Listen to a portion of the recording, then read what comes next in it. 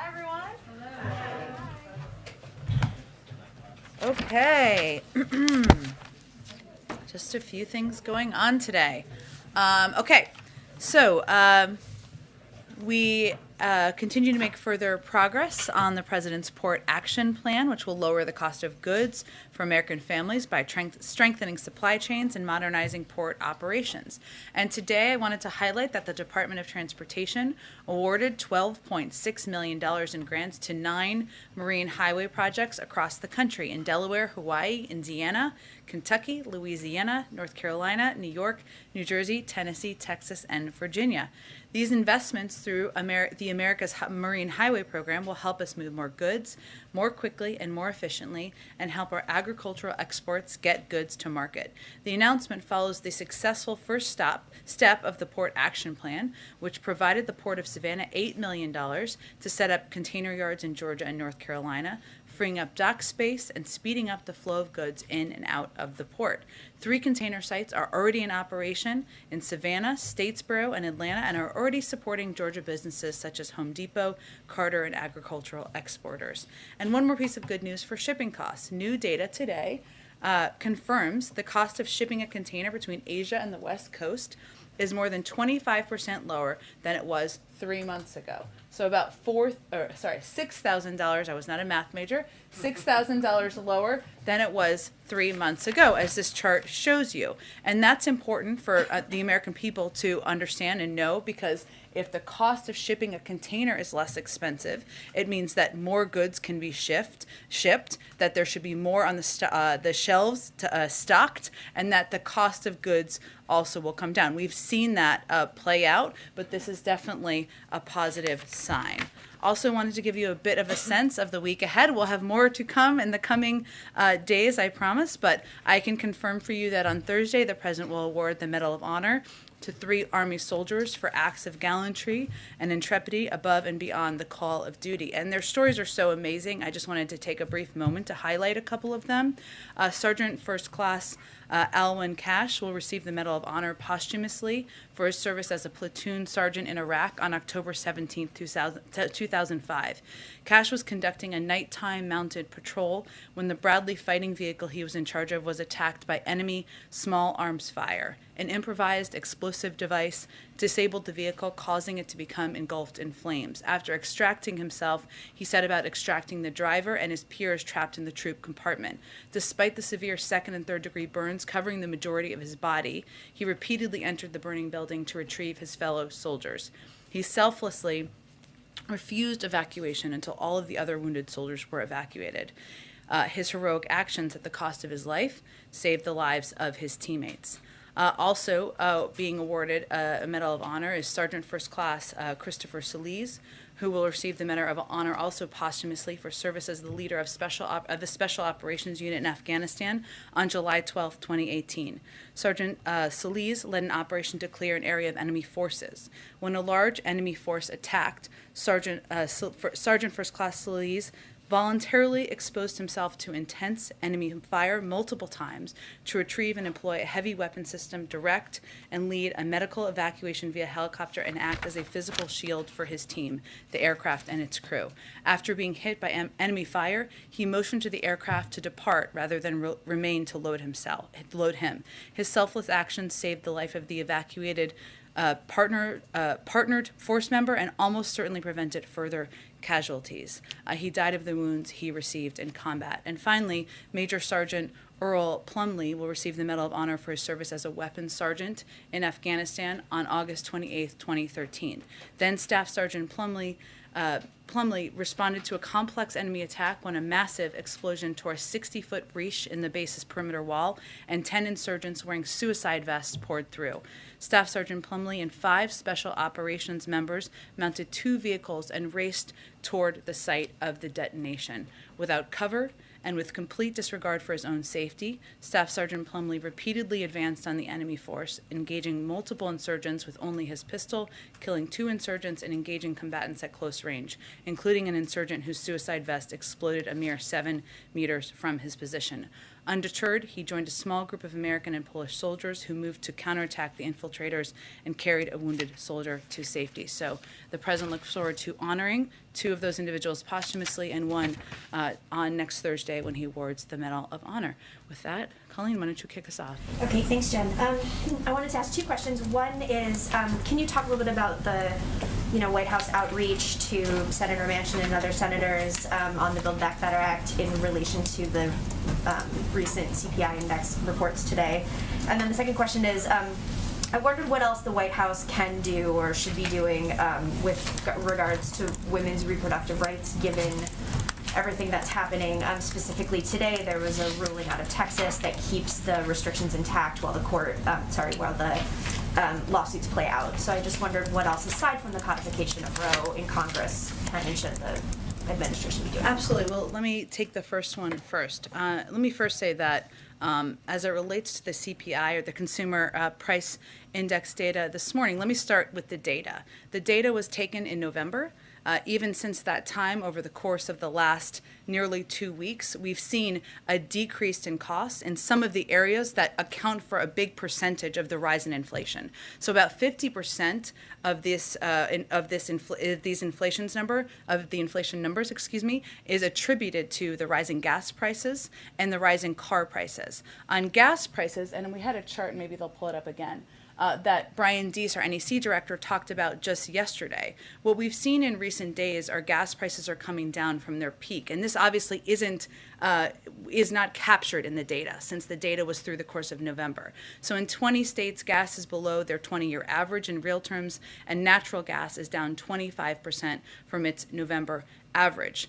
We attribute this to a range of factors, including the president tapping the Strategic Petroleum Reserve in coordination with partners around the world. But more broadly, we're seeing positive signs of supply chain bottlenecks being addressed that are helping address this as well. And we expect those numbers to continue to decrease across the country. The other piece and gas, I should also note, on the wholesale market is down over 30 cents per gallon since its peak, which is, again, a good sign.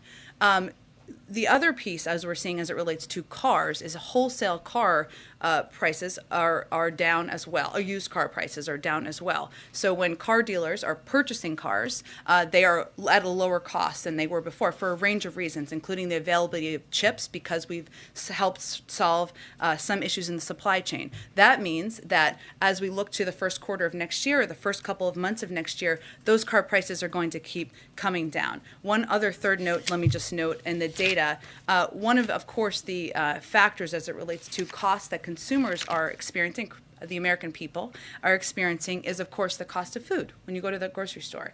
25% of that, our economists or economic experts estimate, is related to meat prices. You go, you buy a pound of burger, you buy a poultry, whatever it may be. And our assessment here, and we've taken steps as it relates to our competition agenda, is that dominant corporations in these industries are taking advantage of their market power to raise prices while increasing their own profit margins. Meat prices are a very good example of that, something we're working to crack down on. And just to give you a sense, gross profit margins for big meat processors are up 50%, and net margins are up over 300%. That should not be the case. That is not all attributed to supply chain issues, et cetera. So I just wanted to dig into some of the data things there first, but I will note as it relates to how we have these conversations now with this data out, our argument is that this makes passing Build Back Better even more imperative, even more important, because what Build Back Better will do is it will start cutting costs early next year, including for childcare costs, cutting them in half in 2022, making preschool free for many families starting in 2022,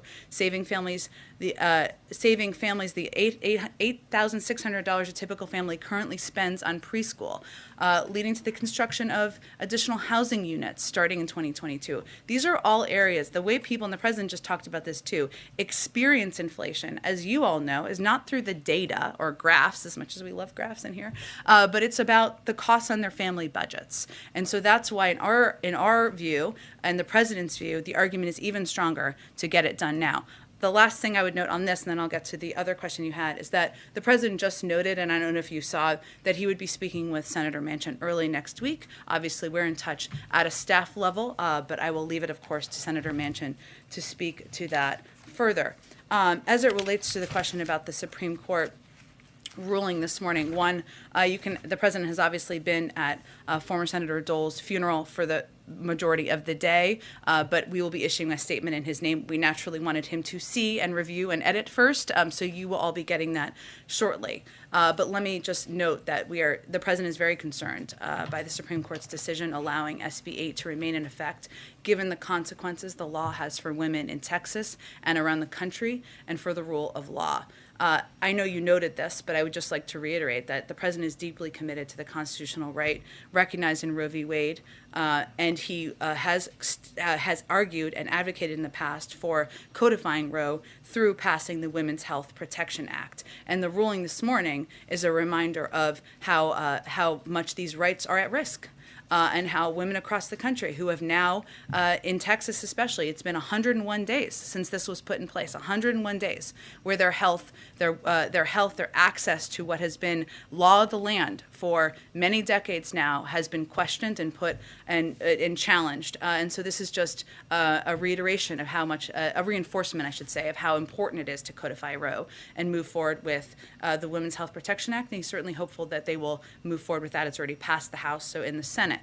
I would note in terms of additional administration actions, HHS announced a department-wide response to protect patients and providers in response to Texas Law SB 8. These actions include, and they will continue to be built upon in coordination with the Gender Policy Council here, issuing Title 10 grant support for health service providers, with Title 10 grantees receiving significant funding to support expansion of family planning services, as well as plan to expand access to emergency contraception and family planning services to any eligible applicant. These are steps that have already been underway, but we will continue to explore what more can be done. All right, go ahead, Jeff. Jen, what are the next steps in the U.S. process to extradite Julian Assange after the latest UK court decision? Well, this is really a case it's an ongoing criminal case, so I'd refer you to the Department of Justice and their statement. The president is committed to an independent Department of Justice, and so we'd really let them speak to any next steps. And on another topic, Russia spelled out some specific demands for NATO today, including that NATO should rescind its promises that Ukraine and Georgia may eventually join the alliance, and that NATO not deploy weapons in countries that border Russia. What's the U.S. response to that? Have you seen those, and can you give us an update on when that meeting between the other NATO countries, the U.S. and Russia, will take place? Well, this list, which we have certainly seen, but should not come as a surprise. It's the same list of demands that the Russians have been advocating for and voicing for several months, if not years. And that is their prerogative to have their views and demands. We have our own. And we have our own concerns about security circumstances around the world, including, of course, on the border of Russia and Ukraine. Russia can raise their concerns. We can raise ours. Europeans can raise their concerns. That's the whole point of having a dialogue and a discussion. While I don't have an update on what format that may take, which I think is the second part of your question, it's important to note that there have been formats for conversations about European security with Russia for 70 years, approximately. And many of those are formats that could work, and we are open to being the format moving forward. I would note also that even as we're determining what that looks like, we have been engaged on a daily basis with all of the players here, our European partners, at a range of levels. Obviously, you saw the president have the call with the B9 leaders yesterday, as well as the Ukrainians, but we are in touch through senior officials at the State Department, in the White House, and we will continue to be. But I don't have any update at this point on the format. Go ahead. Thanks, Jen. The president said just a few moments ago that he thought that inflation may be at its peak right now. Is that the determination of your economic team when they analyze kind of the state of play in the market right now, or where is he kind of basing it? What's he basing it on? Well, I think if the president were standing here, I know he's always invited, which may be the next thing someone says, but which is okay. You're invited if you're listening. would be that we, of course, defer to the Federal Reserve and their assessments that they make as they make predictions about inflation. They are predicting, as outside economists are, that inflation will come down next year. So we would really defer to them, as would the president. I think I have not obviously had a chance to speak to him post his comments because it was just shortly not so long ago, but I think what he is in his mind, as he went on to articulate, is what we're doing to lower costs for the American people. And that's how he sees it, is, of course, inflation is a term we use here. We use it at the Federal Reserve, a very important economic term. The way the American people experience this at home is costs and what things cost, whether it is the cost of gas or natural gas, heating your home or putting gas in your car. We're seeing those prices come down, or whether it is buying a car, again, we're projecting those prices will come down. We're obviously working to bring the cost of food down. So we are seeing those move in a good trajectory and in a good direction, and I think that's how he was articulating it. And then you guys have been consistent on your argument as it relates to Build Back Better and inflation now for weeks, if not months. Senator Manchin has been consistent in his position for weeks and not months. Obviously, something is going to need to change in that dynamic on the senator's side of things for him, I presume, to support Build Back Better. What changes in your argument that resonates with the senator, given his long-held positions here on inflation? Well, we will certainly let the senator speak for himself. He will, of course, be speaking with the president, as the president alluded to early next week, and I would expect the president will convey much of what we've conveyed publicly, that while we've seen costs increase in some areas, and we've seen them move in a good direction in some areas as well, what we need to do now is think about what we're going to do about rising costs. What is our plan to address rising costs? You saw every single Republican in the House vote against Build Back Better. What were they voting against? Yes, they were voting against the president's agenda. They were also voting against lowering costs. They were voting against lowering costs for childcare, lowering costs for elder care, lowering costs for health care. And I think the not argument, because he has a very good working relationship with Senator Manchin, but I think the case he will make is that this is exactly the time to pass this bill and move it forward so that we can lower costs for the American people on all of those topics, including insulin and areas that really force American families to pinch pennies. Go ahead. On that same point, though, just politically, do these numbers make it more challenging, you think, to pass Build Back Better, given the fact that opponents and even Manchin argue that pouring more money into the economy will only make things worse? Well, what we know is what 17 Nobel laureate economists have conveyed, which is that this will help address inflation. We know that economists across the board, many across the board, have conveyed that this will help address what we see as rising costs. And we also know that for American families sitting at home, they don't necessarily think of it as what the data and what the economists are saying. They think of it as what their weekly budgets are, what their monthly budgets are, and which leader has a plan to address that. So actually for us, politically, arguing we're going to bring down the cost of childcare, we're going to bring down the cost of preschool, we're going to make affordable housing a reality, and on the other side of the aisle, you have people who are opposed to lowering that cost, is a pretty viable argument. And on the timeline here, just to put a finer point on it, you noted the costs are already going down that may not be reflected in this report, and that you may see changes next year. But if you're an American at home worried about these rising prices, how long do you think Americans should be prepared for these increased prices to persist? Well, I think the way the American people look at it is not through data. Right? They look at it through how things are impacting their lives. So what they can know is that gas prices are coming down in about 20 states across the country. We expect that to happen in more.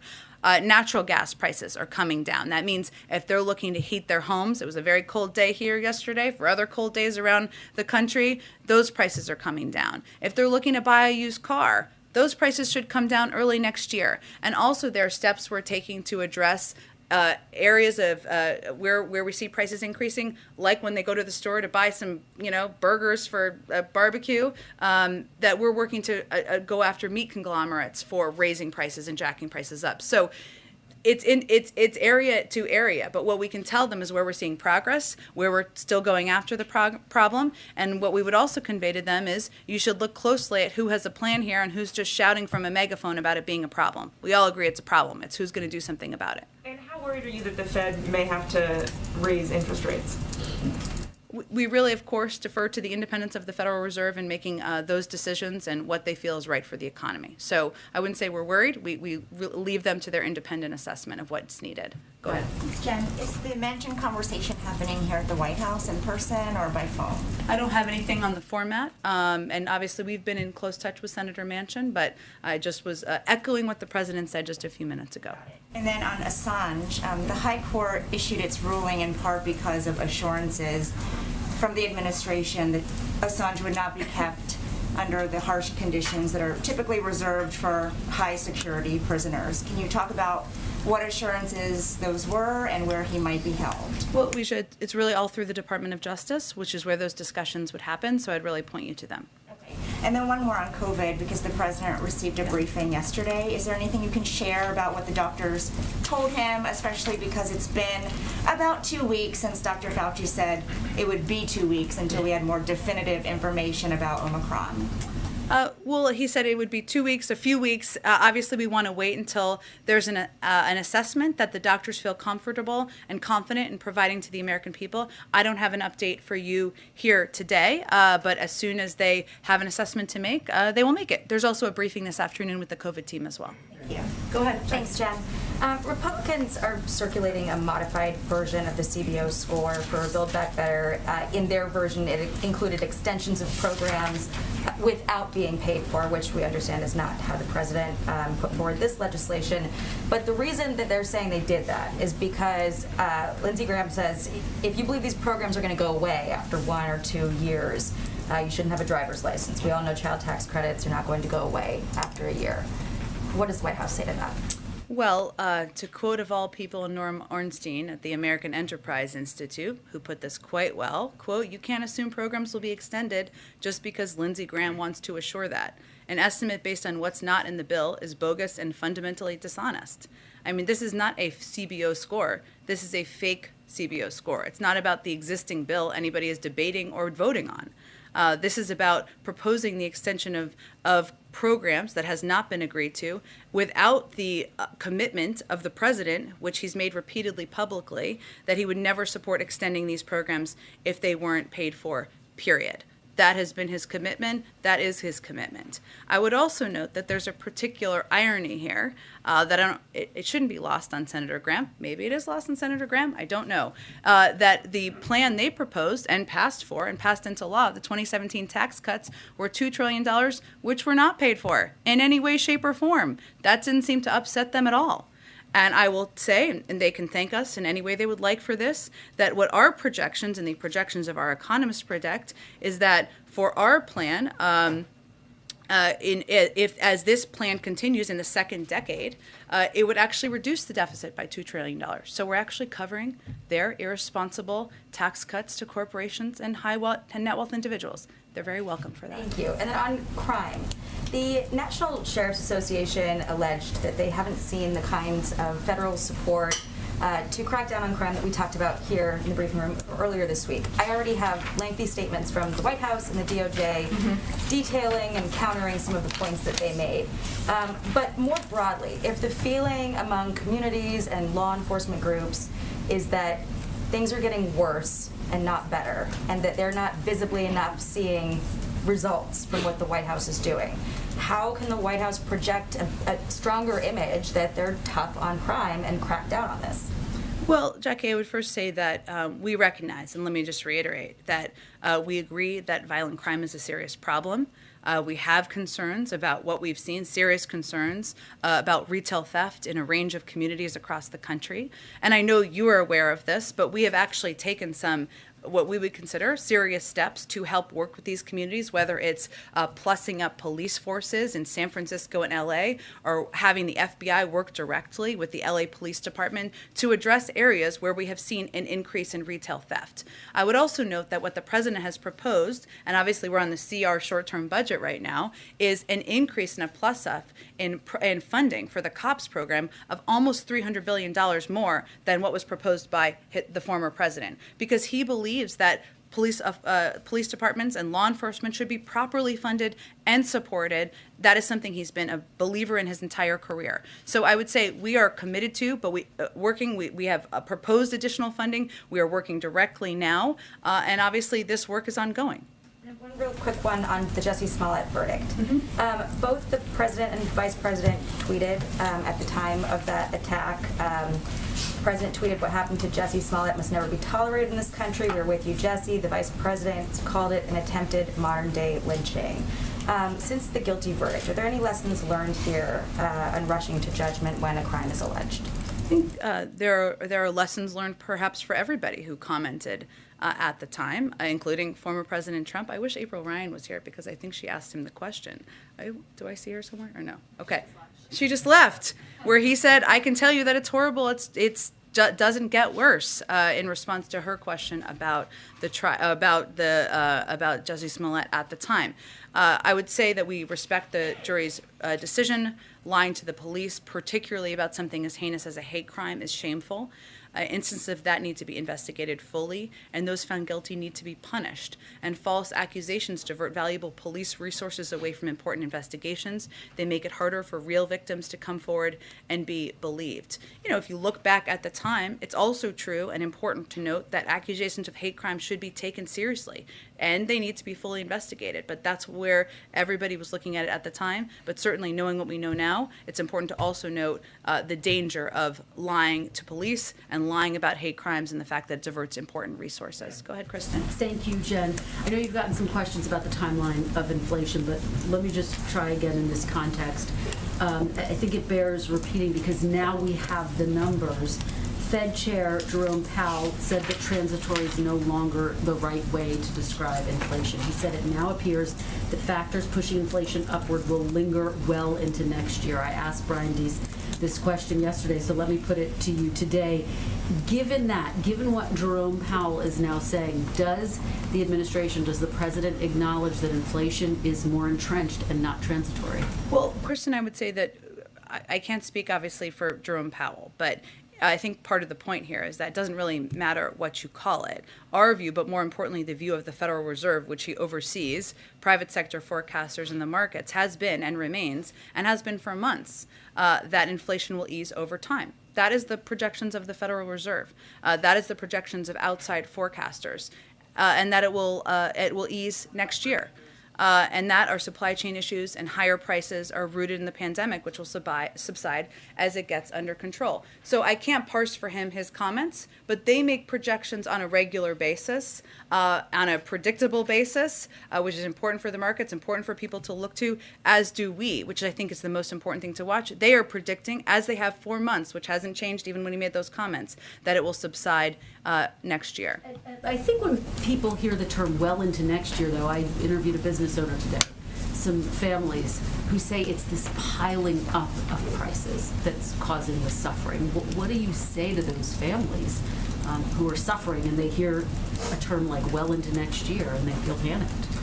I would say that we take the rise in prices and that impacts individual families, small businesses, anyone across this country incredibly seriously, Kristen. And that's why it's so important to note and to detail, as I did at the beginning, but I can highlight a little bit more, what the president is doing and what this administration is doing to lower prices. And that includes using every lever at our disposal to lower gas prices, something that's impacting people across this country. We've seen some progress. 20 states across the country, we've seen it go down. We expect that to increase. Another key driver in these inflation numbers is the price of cars. We're seeing wholesale car prices come down. That means when families go to a lot to buy a used car, first quarter of next year, the prices will be lower. And we're also using tools at the president's disposal to go after meat conglomerates, where we're seeing when people go to the grocery store and a pound of meat is more expensive than it should be. We agree. That's less related to supply chain issues. A lot of that's related to the actions these conglomerates are taking to take advantage of the American people and the industry. So what people should understand is that the president is focused on bringing down costs in all of these industries, how they're impacting their daily lives, which is what's most important to him, and that also getting the Build Back Better agenda and bill passed will help lower a range of costs that impact people's bottom lines, their pocketbooks, their budgets. And Obviously, the child tax credit is a part of the Build Back Better plan. I asked you about this yesterday, if there's any discussion about pulling it out as a standalone piece for the families who rely on that tax credit. Will the president say to Congress, don't leave until we get this done, to make sure that that child tax credit does get extended? What's his plan for that? I think it's important to note that there's not a single Republican who supports extending the child tax credit, unless they want to speak out, and if they do, they're welcome to join us in supporting the extension of that. We believe that the full package, the entirety of the package, has key components that will lower costs for American families. That's what we're advocating to push to pass. That's what Leader Schumer would like to do and see passed, and that's what our focus is on at this point in time. Go ahead. Thanks. Going back to abortion, what path does this White House see for the Women's Health Protection Act, given the current balance in the Senate?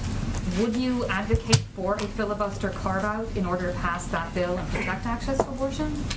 I would say that we would like to see that bill come up for a vote in the Senate. We would like to see that bill move forward, but in terms of the mechanism for that, I don't have anything new on that. We will defer to leaders in the Senate. And then also, there's some reports today about conversations among senators about potentially exploring a rules change to expedite ambassador nominations. Is the White House involved in this conversation at all? And how worried are you about a scenario where tensions are escalating at the border of Ukraine and you don't have ambassadors in some of these key European cities? We're deeply worried about it. It is true, let me first state, having worked at the State Department for a few years, that we have a very talented foreign service team and officials around the country, around the world, and career officials that are around the world.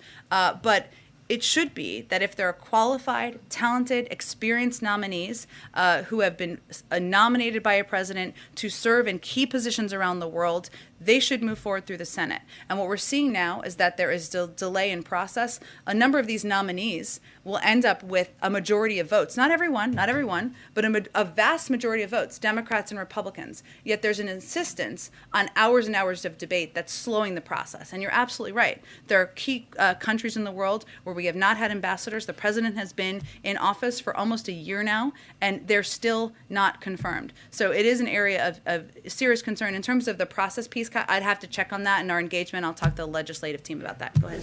Jen, the CENTCOM commander did an interview this week in which he indicated that the 2,500 troops in Iraq might come under increased pressure from Iranian-backed militias that want the U.S. out of Iraq. One of the reasons the president pulled out of Afghanistan was because he was afraid that American troops there would come under increased risk if the Taliban took over the country. Can you explain why the U.S. presence in Iraq will remain if the president was so interested for that reason getting out of Afghanistan? I have to talk to our national security team about their specific view on this, and probably the Department of Defense and their team about it. I would say that Afghanistan was, of course, a war that we fought for 20 years, where we had troops on the ground who were fighting a war on behalf of the Afghans. They were unwilling to fight for themselves. I know it's tempting to compare different war zones. They're always a little different and have different circumstances, but I can check with them on this specific case. One other question. We understand the mother of Austin Tice, the journalist who's been captive in Syria for so long, was going to be meeting with the National Security Advisor. Do you have an update on that meeting? And does the U.S. government have hope that Austin Tice might soon be returned to his family? Well, I can confirm that Deborah Tice met with Jake Sullivan, our national security advisor, today. I would also note that she has been and her family have been in touch and have met a number of times with members of our national security team and been on phone calls, as we have been with all families of individuals who are held overseas. It's our standard practice not to share specific details about any potential meetings or specific cases out of respect for the families and to preserve confidentiality. Our team, of course, will remain in close contact, but I can't give you an assessment. Obviously, we're going to do everything we can to bring Austin Tice and any individual and any American who's being held overseas. Go ahead. Thanks, Jen. First, I just wanted to ask quickly, the Chinese firm Evergrande has slipped into default. You were asked about this a couple months ago and said that the U.S. was monitoring, but now that it's actually happened, I'm wondering sort of what the level of concern is and if the administration of the White House has undertaken any action in response. The vast majority of their business and, of course, market impact is in China, not in the United States, as I think you well know. Obviously, any potential impact would be monitored by the Department of Treasury. I have not heard any additional or new assessment on that, but, of course, they monitor not only domestic but also global markets. I just wanted to sort of diagram a sentence that you said earlier. Okay. It's a Friday. Give me a break. Well, I'll explain. You were talking about. I need a chalkboard. Or something. The CBO. The CBO report of the non-existent bill, and you, in explaining why you didn't think it was valid, said that the president would never support extending these programs if they weren't paid for, period. And the reason I'm asking this question is I envision a scenario where in like 2 or 3 years, I'm still sitting here, maybe you're not, but a wow, this is like a real harsh line of questioning.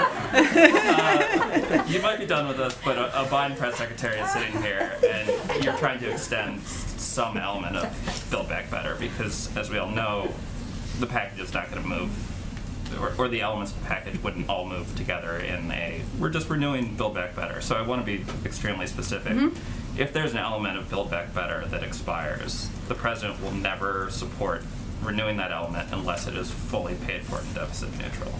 He wants to. He would only support extending these programs if they were paid for. Period. I'm not going to parse all individual moments, but that is what he has stated publicly. That is his commitment. He is a person who is fiscally responsible, unlike the person who asked for the fake CBO score, and that is his commitment as long as he is president. So if it's child tax credit or payments for child care comes up, it's expiring, it's on its own. You don't have a way to pay. I'm not going to get ahead of a hypothetical, but again, what this fake CBO score was about was extending all of the programs that would expire without paying for them. The president would pay for them. There's no bill that exists on this front, and we don't even know what the vehicle would be. But again, the president has been clear about his intention to pay for these programs, and so that's one of the reasons why this is so disingenuous. Go ahead. You're saying that Americans aren't focused on big picture data lines, but yesterday Brian talked to us for 40 minutes about lots of data points that are moving in the right direction. Yeah. So I'm wondering, given all of those things and given what you're talking about, prices month to month moving in the right direction, what's the White House's big picture view on why so many Americans are so pessimistic about the economy and about the direction of the country? Because another data point is more and more Americans are saying wrong track on monthly polling on that key question. Well, there are certainly Americans who look at data. I'm not suggesting that. Many of them work in New York and other places. I'm conveying that the way people experience it, I think you know what I'm saying, but the way people experience it, and the president just said this as well, is not by looking at charts in the paper, right? As much as we love charts, because they're important for us to note, it's about their monthly budget and how much it takes to fill up their tank of gas, how much it takes to buy meat to have burgers for a barbecue. That's what I was saying. Why are people experiencing things, or why? Because, and we've talked about this a little bit before, but a lot of it, what we're seeing in our data is people's psychology on the economy, on how they're experiencing things in the country right now, is related to COVID. And the fact that COVID, we're still in a fight against this virus. People expected it to be over sooner. We have new variants that have come up, and people are looking to get back to a normal version of life. And so that's our best assessment. Obviously, Americans will experience things different ways, and we certainly understand that. But broadly, when you look at data, that's what we see. Go ahead. Thank you, Jen. I wanted to ask you something in light of this week's Democracy Summit. Sure. Former President Trump has been undermining the 2020 election result for most of this year. He puts out statements, various releases, and I wonder why President Biden has not used his bully pulpit to push back on the misinformation coming from former President Trump, just given that democracy is such a top concern. Why does President Biden, so I'm just to understand your question, why does President Biden not debate or lift up President Trump and his statements? No, I don't think that's what I'm saying. Why isn't President Biden pushing back on the misinformation that the former president is putting out? Look, I think the president is doing what the American people elected him to do, which is to govern the country, to make people's lives better, to solve COVID, to put people back to work, and certainly to fight for protections that will save our democracy and moving forward, not to continue the 2020 election. So that's what he's focused on. But do you think it would be effective in some way to, this is the most powerful possible, podium that exists in the United States from a political leader. Therefore, has there been any discussion of the president giving some kind of address to the country and speaking clearly about what did and did not happen and clearing up misinformation, particularly as democracy is very fragile. I think the president has spoken very clearly, and facts back this up, about the fact that the majority of the American people voted for Joe Biden to govern this country, that it went through dozens of courts who threw out attempts to change the outcome of the election. But we've made an assessment, which hasn't been the assessment made by everybody, that elevating and giving more fire to the conspiracy theory-laden arguments of the former president isn't constructive, nor is it what the American people elected him to do. Go ahead. Thank you, Jen. First, President Bukele of El Salvador posted some apparent screenshots alleging that Jean Maynes of Southcom intervened to try and free another politician in El Salvador. And he alleges that she was intervening to try and free another politician who was allegedly assisting gangs in the area of El Salvador. Is the president aware of this interaction between Maynes and President Bukele? And also, posting WhatsApp screenshots of a U.S. diplomat, what does this say about the U.S.'s relationship with what was once an intended partner to curb irregular migration north? Sure, Zolan, it's a great question. I don't have all the details on the specific case, not case, but the specific details of this this incident that you're referring to. So I can't speak to whether the president's aware of it. Obviously, he's regularly briefed by his national security team, but I'll talk to them and see if there's more details on it. Okay, great. And then on MPP, the Homeland Security Secretary was asked about the expansion of MPP yesterday, of including Haitians. I know you were asked about this earlier this week, but when asked about the expanding it, he said, "We felt the good faith implementation of this program required us to act." Why is it that expanding a policy to include more migrants, a policy that the president has referred to as inhumane, is acting in good faith? Well, I think as the secretary has also stated, and I've stated too, we don't agree with this program.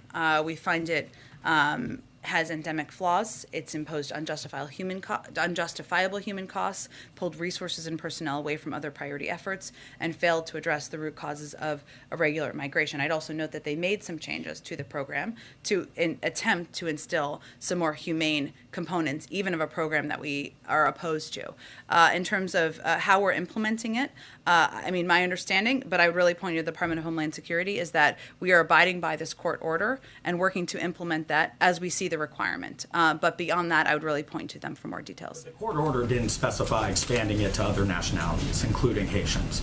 So, I mean, with everything you just said, given that the administration has, in court documents, criticized this policy, I mean, why then expand it for this other population that the Trump administration did not include either?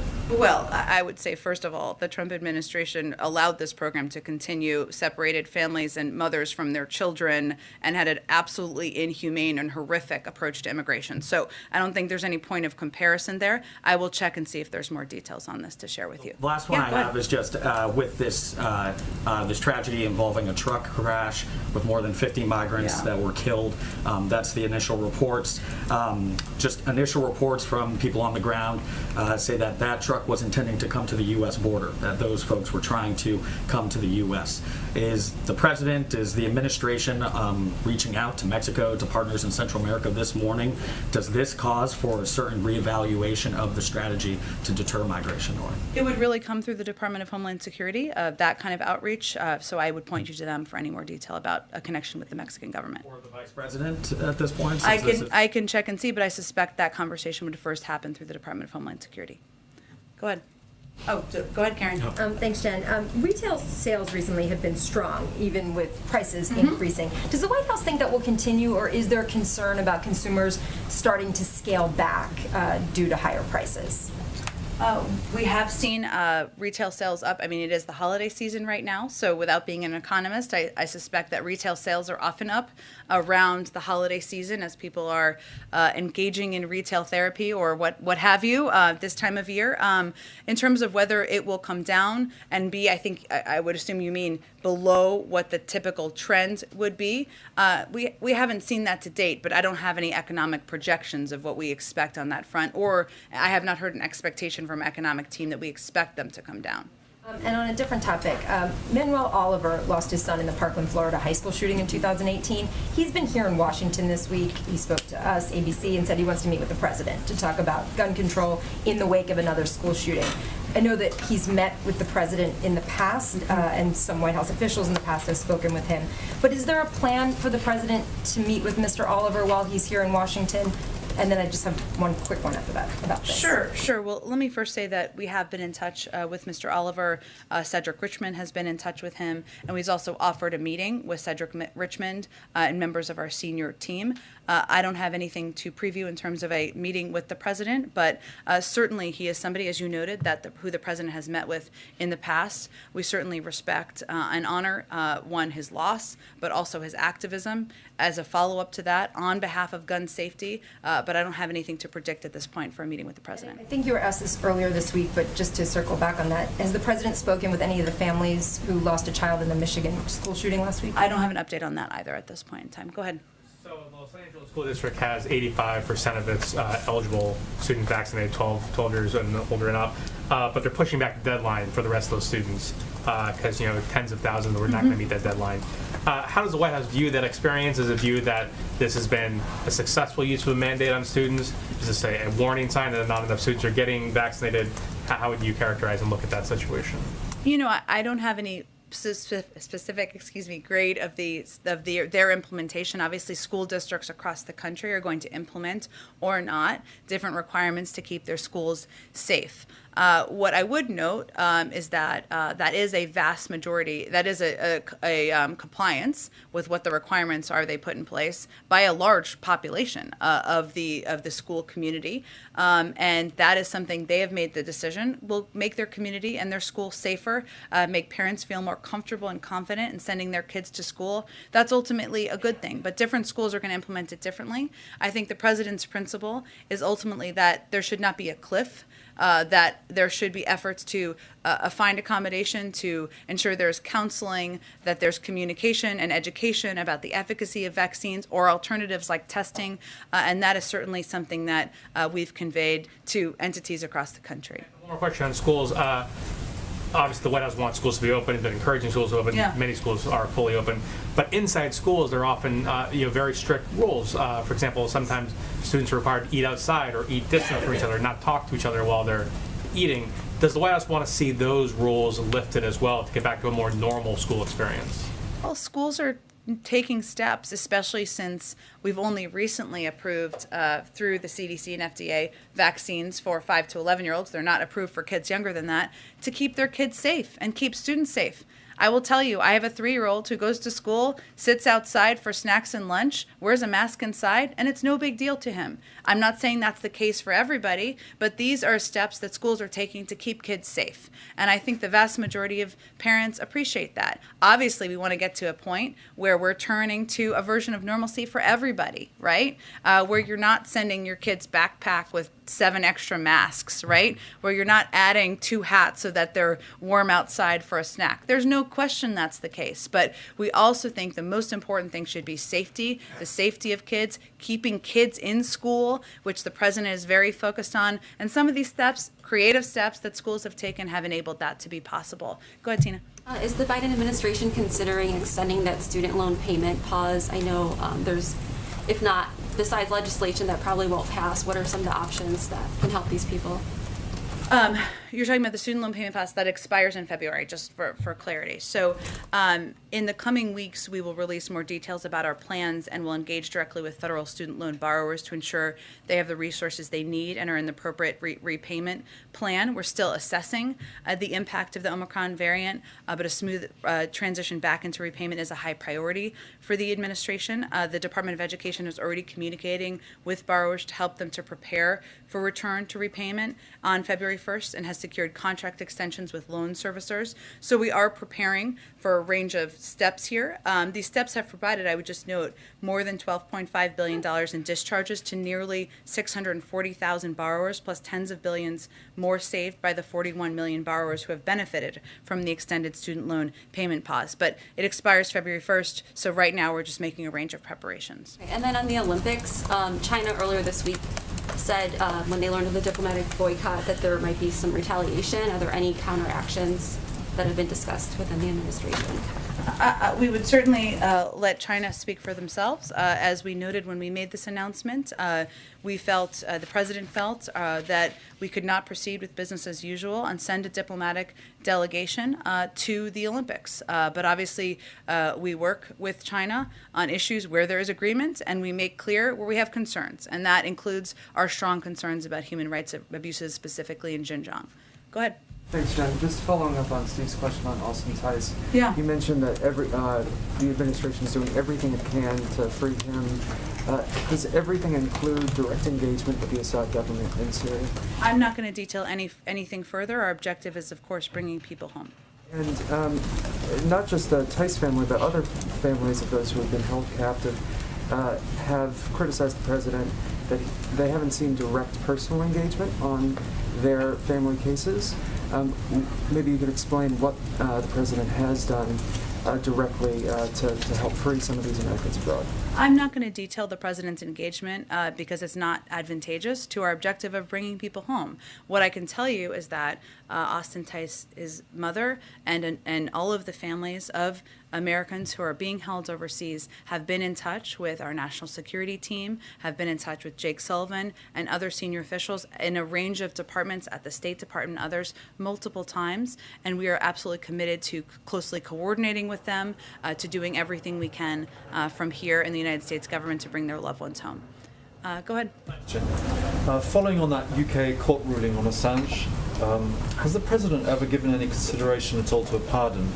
And also, what is your response to the message in some quarters that prosecuting Assange is an assault on freedom of speech, freedom of press, information, etc.? Well, I would again reiterate that this is a case that is still ongoing. It's really under the purview of the Department of Justice. They've put out a statement. I'd point you to that for any further comment. I would say, broadly speaking, outside of this case, that the president has been an advocate for freedom of speech, freedom of press. He's holding a 2-day democracy summit that's wrapping up today. The freedom of media and press is a central component of that. He announced an additional tranche of funding to ensure we're advocating for that. And he is somebody who's going to continue to advocate that domestically and internationally through the course of his presidency. Go ahead, Nadia. Thank you, Jen. You said you're expecting the price of oil to go down soon. What do you base that on, and will the president reach out to the OPEC Plus producer countries again? And I have another. Well, we've already seen the price go down some, so I was basing it on what we've seen in the data in the oil markets. And yesterday you talked elaborately about a possible sanctions, economic sanctions on Iraq, on Iran. And you said that you will send delegations perhaps to the UAE and talk to your allies like Japan or South Korea and the rest. 2 questions. Number one is, are you going back to the maximum pressure campaign that the previous administration used to convince Iran to come back to the negotiation? And second, what kind of leverage do you have on China to stop importing Iranian oil? Well, I would say first, we're not using the last administration approach as a model. They pulled out of the Iran nuclear deal, which meant that they've been able to proceed and progress in their nuclear program without visibility from the United States or the global community in a way that it leads to a reduction in everyone's security and is ultimately has enormously negative impacts globally. As it relates to what our leverage is on China, China was a constructive member of the P5+1, has continued to be, and obviously there are certain restrictions and requirements everybody would have to implement in order for this to move forward. That's all part of the negotiations. I don't think anyone wants to see Iran acquire a nuclear weapon. I'm not sure if you would call that leverage as much as something that is important to the security of the global community. Go ahead. Thanks. On China, U.S. Trade Representative Catherine Tai has previously said there's this range of enforcement mechanisms on the table to hold China accountable to the Phase 1 trade deal, but China's on track to fall short of the goals, primarily boosting imports of U.S. agricultural goods. How confident is the president he can hold China accountable to those commitments in time, since those obligations are expiring? Well, I know they're expiring at the end of the year, right? Am I remembering this correctly? So we have a couple more weeks. Ambassador Tai is, of course, a running point for the administration on the implementation on these phase 1 negotiations and discussions. I don't have an update from here, but I can certainly check and see if there's more to report. What message does it send to American farmers who were, hoping for a boost from these export obligations if they aren't met, and should we expect the president to take action if that is the case? Well, as you know, there's an ongoing review and assessment, and maybe this is what I shorthanded was referencing, that is being overseen by Ambassador Tai about these tariffs and how they impact negatively, unintentionally, certain industries in the United States. I don't have anything to preview on that front, but that is also an ongoing process that's happening right now. Go ahead. Thanks, Jen. A follow-up on that question about El Salvador. What's the White House response to the president of El Salvador accusations against the U.S.? He says, and I quote, the interest of the United States has nothing to do with democracy in any country, end quote. And any comment on the decision of Nicaragua to break relations with Taiwan and return it to China? Sure. Let me start with Nicaragua. The decision deprives Nicaragua's people of a reliable and democratic partner in Taiwan. Taiwan is a like-minded democratic partner, a steadfast partner, and friend to countries throughout the region. We encourage all countries that care about democratic institutions, transparency, the rule of law, and promoting economic prosperity for their citizens to expand engagement with Taiwan. We refer you to the State Department for anything further, but I would note that they put out an extensive statement on that. Go ahead. On the question of El Salvador, the president of El Salvador saying that the U.S. government has nothing to do with democracy in any country. It's hard for me to even know the context of that statement. The United States just hosted a 2-day democracy summit where we announced an extensive financial commitment to contribute to the preservation of democracy around the world. As the president conveyed, democracy works best with consensus and cooperation, and he's also noted that we all need to continue to work harder to preserve our own democracy. I don't have an exact reaction to them. Go ahead. Two quick foreign policy questions for you. Sure. One is on Afghanistan. Yesterday, as was mentioned earlier, the head of Central Command did an interview, and during that interview, he said that the number of al-Qaeda members in Afghanistan has, in his words, probably slightly increased. Does that surprise the president? Is that a concern for the president? Well, I would say first that President Biden made clear from the start of the Afghanistan withdrawal process that it's critical for us to retain our over-the-horizon with counterterrorism abilities, our abilities to prevent, detect, and disrupt terrorism threats without having a permanent military presence on the ground that could be a target. And that is something he is committed to ensuring. Our national security team is working to ensure we have the capabilities, working with partner countries in the region who share that concern, who do not want terrorism to have a birthplace or rebirth place in the region. And we have also been clear that we will not allow terrorists to threaten the homeland from Afghanistan, and we will hold the Taliban accountable. I know we obviously do regular assessments for from our intelligence team on this, from the CIA director, from our director of the National Intelligence Agency. I'd really point you to them on their assessments, but the president takes his commitment to ensuring they do not rebuild, they do not gather, and they do not pose a threat to the homeland quite seriously. On Russia, just a few days after President Biden's conversation with President Putin, is it fair to say that the ball is now in President Putin's court, in the sense that the next step is up to him as to whether or not he pulls back his troops from the Russian-Ukrainian border or he moves into Ukraine? What's your assessment there? Is that a fair, accurate assessment?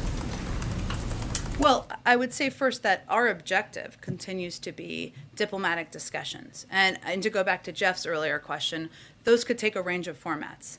There's decades of precedent on this, and a lot of formats that exist where those could continue, and those could, and that is really our objective and our focus. Those would not, of course, involve just the Russians. Our overarching approach here is that we're not going to have conversations without the key players involved, whether that is conversations about Ukraine without Ukraine or conversations about NATO without NATO. Those are our principles. So that's really what our focus is on at this point. Obviously, all of this effort, diplomatic effort to date, coordination with our European partners, the president's very direct conversation with President Putin was meant to convey very clearly that if he were to choose to invade, there would be severe and significant economic consequences. Obviously, he is the one who has control over the military troops of Russia, not other countries. But certainly our effort and our focus is to have those diplomatic discussions and have the ball move forward through that channel. I think I'm going to have to wrap it up here in just a moment.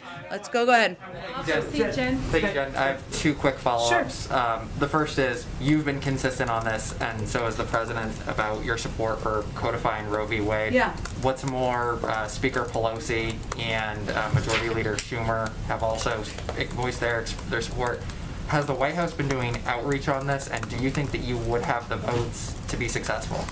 I can't give an assessment of the vote count at this point. What I will tell you is that we have been engaged with leaders on Capitol Hill, many of whom have been quite outspoken about their concern and the need to move forward with the Women's Health Protection Act. Today, in light of the fact that women in Texas have been, for 101 days, they've had their basic access to women's health care, to their fundamental right that's been the law of the land for decades, be put into question and at risk.